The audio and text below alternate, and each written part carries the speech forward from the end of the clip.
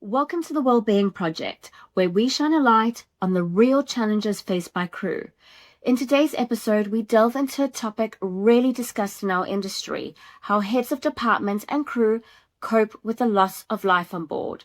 Joining me today is Meeli Lepik, an ex-chief steward and interior manager who has navigated the unimaginable, managing tragedy while holding space for her team. We explore why emotional support, grief resources, and open conversations are not just nice to haves, but an essential duty of care within yachting.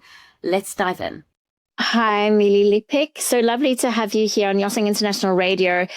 Today, we're going to be diving into a topic that I think is really addressed in our industry, and that is how do heads of departments deal with the loss of life on board. Meeli, before we dive in, if you don't mind sharing a little bit about you, what you do for work now, and your longevity in the industry and the roles that you fulfilled during that period of time.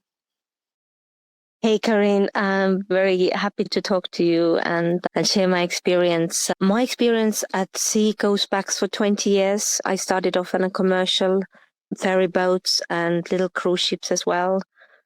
But since 2012, I joined yachting and I've been there since until last year. So about 13 years altogether.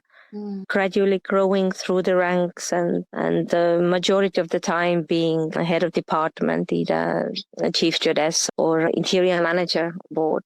And the last positions were quite big boats, like 120 plus vessels already. Like I mentioned last year, I decided to finish my seagoing career. There were several reasons, but one of the reasons indirectly might be the topic what we are going to touch base today as well. Okay. And today I run my own business, which is still very much involved with industry and design. And the main purpose is to little bit bring the sea people closer to the land people and vice versa. Fantastic. Well, we're very lucky to have you here because I know the subject is it's not easy to talk about, especially in a public forum like this. So, Meeli, you have experienced loss of life on board, and I know it's not just one. So how many times do you recall experiencing loss of life?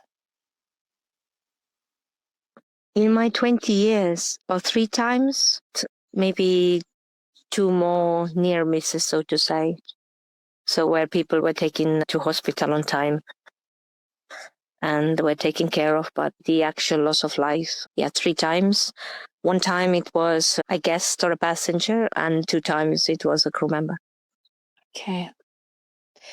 So how, if there's anything that you feel like you cannot share, just please let me know. But in terms of the events, how was it managed? Because I can share that there was a client who had to deal with a loss of life on board where a guest drove into the back of the vessel on a jet ski. And as you mentioned in an earlier conversation, loss of life is something that you don't expect to happen.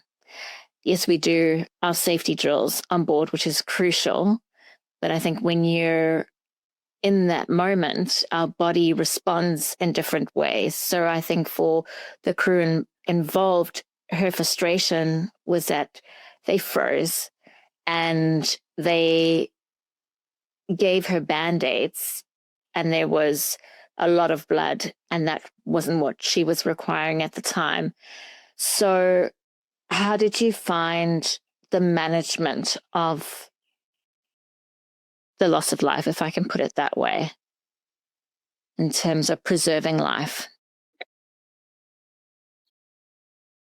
Well, I must say that my experience is actually positive. The way it was handled on board was positive, or as good as it can be, considering that's something I don't think we are prepared for. And again, something what we discussed before is that we have the safety drills and we have the first aid courses and we prepare for the heart failure or accident. But when you are in that particular situation, then it becomes real, and it becomes also unpredictable how people react. But I think, anyway, the situation itself is a little bit unbelievable. It is full of adrenaline. Can be full of confusion. But there is another aspect to think about, is what is coming after, what it really does to a team afterwards, and how we get through this. And for that, we don't have any action plan. We don't have any training in place for that time. Mm. So you're saying you would have appreciated more tools and resources around supporting your team after the event? In hindsight, I think I would have appreciated to come through a course, let's say, which would help me to deal with my grief and loss, to holding space for my team, and just being more aware of the human behavior in that situation. Again, actually, the experience was very positive, because the other HODs, captains on board, the management company, while not totally prepared, which in a way you don't want to be prepared also, well, maybe you should, but you know what I mean, they took right decisions, and actually the crew was supported. We got the psychological help, and there was the possibility to be off the boat, stay in a hotel, people, if they wanted to be away. Later on, in one case, there was an option to join the funeral. Company actually paid the trip to funeral wherever from the world you wanted to fly in, which is a huge gesture, I find, and then help to deal with that closure. So we were really given that space and time to deal with that. But I also, in a way, saw what it did with the captains, because in the end, they are the end responsible people on board for any such events. And depending on personality of the team leader or a captain, they also might deal with the situation in a way what they find is the best. You know, when you're more social person, maybe you're more communicative. You're someone that, okay, let's get together, let's sit together, let's put a candle or the flowers, or tell stories how, you know, from the deceased, and then how like approaching it in a more social way. But if you're a little bit more reserved or like introvert type, your way of dealing that might be that I kind of shut off, you know, and then want to semi-pretend that it doesn't happen, or just say, okay, fair enough. We had a little this, now I'm blocking, you have to probably edit. How you say, like, not memory ceremony, but remembering ceremony. How do you say that? Oh, a tribute or remembrance, like a... Remembrance, yeah.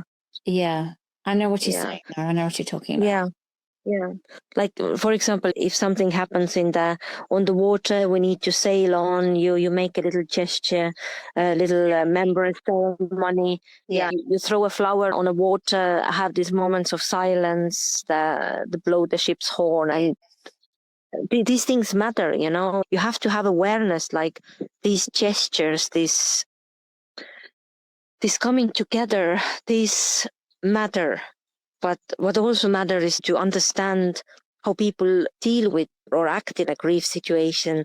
And again, some crew members, every night they came together to their cabins with many girls or boys, and they tell stories, and they felt they didn't want to be alone. I, for example, was more the person who wanted to be alone. That was more my way of dealing that. And then it's a question, is it a good or bad, you know? And you must have like a psychological support on that point. But I think it would be even better when something like this, to dealing something that extreme, is incorporated in some kind of training or preparation, for at least for the head of departments, that they know how to lead their team. Because what I also learned is that a part dealing with your own things and then feelings and emotions, you still need to hold space for your team. And then it's either you can do it or you can't. Because what we also experience that some people can't do it. And they actually collapse completely themselves. Maybe they have a background or something that they can't. Maybe they have gone through a big loss in their family. Because what happens is that everything what you have lost, or all your fears and all your anxieties and frustration, they somehow get really elevated. They get getting tied up with that event. So you are not dealing only with that in the individual event, which maybe you're even not that connected to, but it just brings on a surface pretty much all the sensitive and fragile things one can have going on in their lives. Absolutely. The other thing I want to address is the culture that we have in our industry, which is very similar to the show must go on. So I know that there have been incidences where there's been death on board and the vessel's expected to continue with the charter. And I have heard that as well, yeah. Yeah. So it's maybe a cultural shift we need to address, but I think it's getting the support that if something like that happened, as you addressed earlier before, what is our procedure? Do we stop the charter or are we going to continue? If we continue, what does support look like for the crew in that moment? Exactly. Because I think in such situation, there are certain things, of course, you can regulate with the law and flag and so on. And there are the regulations. There are procedures to fill for the boat admin-wise if something happens like that.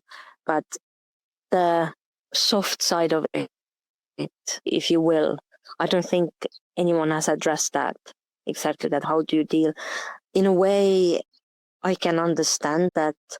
Of course, to keeping the situation out of the media, it is the interest of the boat and of the management company, and not so much management company, but it's their task to protect owners' interests. So yeah, I can understand, especially when you are a charter boat, And again, the image of yachting is not that positive that we can afford too many events like that.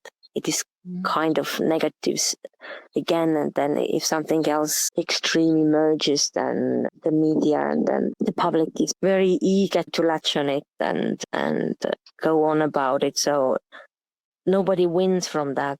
But on the other hand, there is so much you can do just within a company or within a boat, or maybe it's a point of discussion also with the owner then, because I have no idea if the boat's being built or whether it's private or charter, have ever these kind of situations been discussed or touched base with the owner. I do not know. Somehow I think it's not. And then of course, if there is no acknowledgement of people involved, and if you are told, the crew is told to get on with the charter, then the message is sent to people is that actually life is not valued. And how would that impact a team? How do you think that would impact a team? Yeah. Well, I think values in general are the core of which kind of problems we have, how we approach situations, how we, address situations. So if you are feeling that like life is not valued, then I don't know where else do you go. I think this is really hitting something very core there. I don't think you can really go anywhere lower from that, if you know what I mean. And but the thing is also that in hospitality in general, but even more in yachting, we are wired to care. So we are not wired to take care of ourselves And this is one big thing when something tragic is happening, that we don't see that, and we may not even allow this for ourselves. And if the industry is not allowing that for us as well, then you still go on, you probably do that charter and you get on with your task. But then it's the question of the cost. And if the cost is that somebody needs to take a mental health leave for 6 months, or is it the cost that you just silently leave just after the charter is finished? You just leave the boat and hand in your resignation. Is it a psychological scar that 2 years later you're not even able to talk about it, not even maybe with your partner or a family, because it is all unprocessed strategies. It's unprocessed grief. It's unprocessed strategies. So the show can go on and will go on, no matter what. But in what cost? And I think that's a cost which is completely unmeasured and unknown. And you know what? This has really made me think, and I don't think it's a subject we've even considered, is what support and what level of support do we require as a duty of care to give crew who've experienced death on board? What does that look like? Because I don't think it's been navigated to such a thorough extent. Because you're absolutely right. If you have to sign a clause where you cannot talk about it, that's unprocessed trauma that the individual has to carry. Yeah, and you're alone with that. You're alone with that because, and yachting is a very specific industry, and I think everyone who's been in there, and especially on board, it would take, even when you want to share things with your friends or family, it can take years until they start understanding what you really do. So if you haven't been there, it is very difficult to comprehend the situation, the closeness you have with your team, how you live together in this, how you go through things together, and the bond you form. I think it's difficult to comprehend. So it's pretty much that you can talk about those things only with your fellow crew members. And this also you can't, because, it's also the NDAs and yeah. So how did now, of course, there is more of this mental health support lines where people can call. But I don't know how many people use that. But then it's also maybe there should be like a procedure to encourage to use that, or they're strongly recommended to use that then afterwards. Yeah. And to enforce a check-in, even if it's not wanted. So you might have chief engineers or captains who believe that they have to soldier on. They can't show any emotion because it's a form of weakness. And those are the people that need it sometimes the most. So it's ensuring that everyone on board has a check-in after the event, and not just once, a few times. Meeli, the other thing I wanted to ask you was, how did those events impact you, if you don't mind sharing? What I've learned over the years being at sea or in other situations of crisis is I'm one of these personalities who can actually on site in action deal quite well with situations. I'm the one who is staying very calm, my head gets clear, I can take decisions, I can organize, I can support, hold, lead. It's just the personality type. It's not good or bad, it's just how that is. However, it does come with a cost, and that's something what you live through later. So it's like having an energy drink where later you have to pay the price of the whatever bad ingredients were there, or you're taking a very high interest loan and you actually have to pay it back, and these interests are there. For me, I'm less social type in these events, at least. I do feel this duty of care to hold space for my team and support them, leaving myself aside in that process.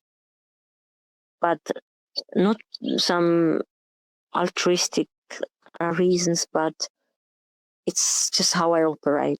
I think it's my way of dealing things. I actually prefer to be alone. I'm not more the person who come together and then share the feelings and experience. It's not that I shut off, but it's just that I feel that my mind, I'm feeling better with my emotions alone.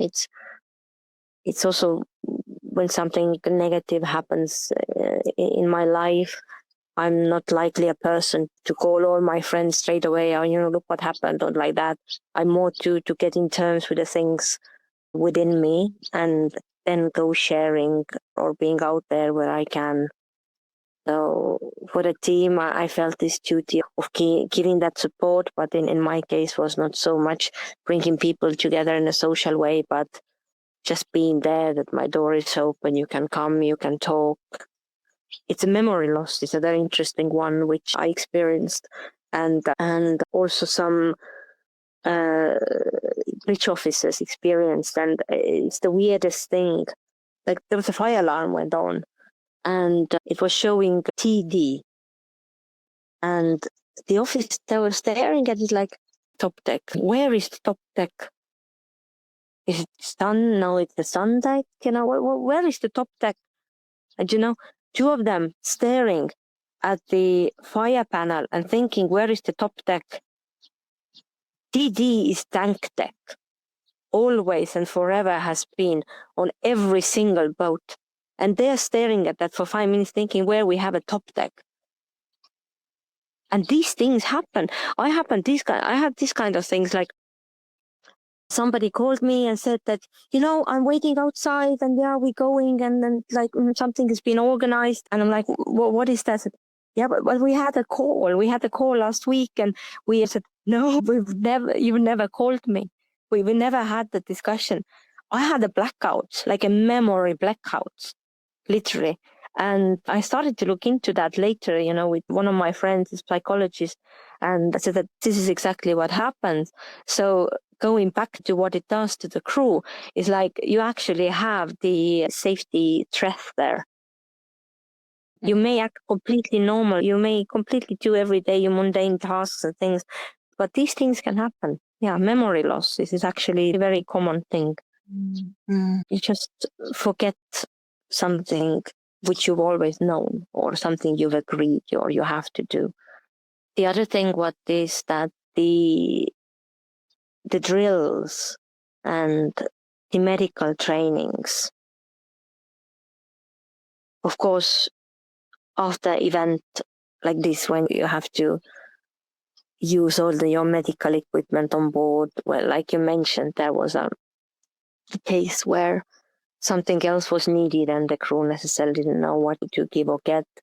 Then after an event like this, you feel automatically, we now really need to focus on the medical trainings, and we have to make sure that every crew member knows what is there and they know how to open the airways. And although you have the trainings, but we still need to make sure that everybody knows that let's put on an extra training.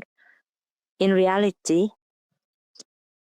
majority of the crew, and especially even like nurses, people who were in medical team, they were not able to go through a medical training because it just brought everything back.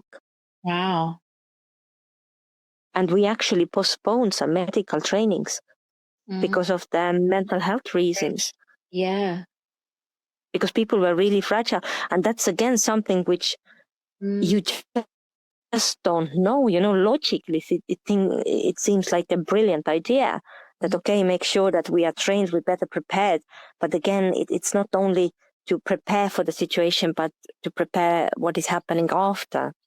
It's like in policing, I've heard that people who have chosen this as a career, if you're in a criminal police and you trained and prepared to see really bad things, maybe even then when something really bad situations, you've been in really bad situations, then you are forced to take a psychological support class or go to psychologist, although this is your job and something you've chosen. But as seafarers, of course, it's not sitting somewhere just lifting one box to another pile, but it's also not a job where loss of life or these kind of tragic events are expected to happen on a daily basis.